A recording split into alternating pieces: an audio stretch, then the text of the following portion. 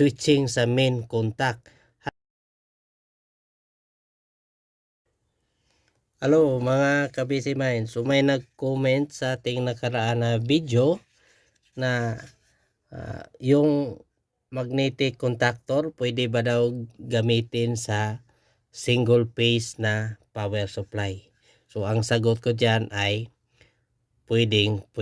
Kasi ang magnetic contactor isang switch lang ito. So ang kailangan lang natin dito ay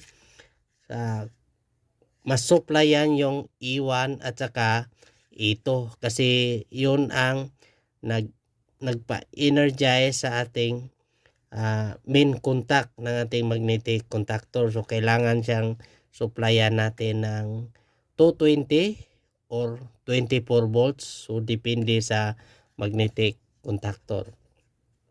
So ngayon kapag nasupplyan na natin yung E1 ito, so kailangan natin ng switching sa main contact.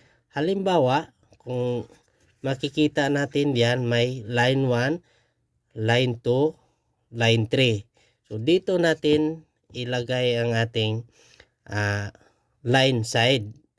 So kapag single phase ang ating supply, so ang gagamitin lang natin yung line 1 at saka line 3. Yung sa gitna, ibakante natin yan. Pwede rin na gamitin natin yung line 1, line 2. Walang problema yan kasi open contact yan. Sa pag-energize niyan sa E1 ito, mag-close yung tatlo.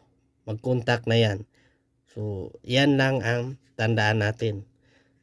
Kasi ang magnetic contactor, isang klase ng switch na maraming i-control natin. Okay? Kung may natutunan ka dito, paki-like at share.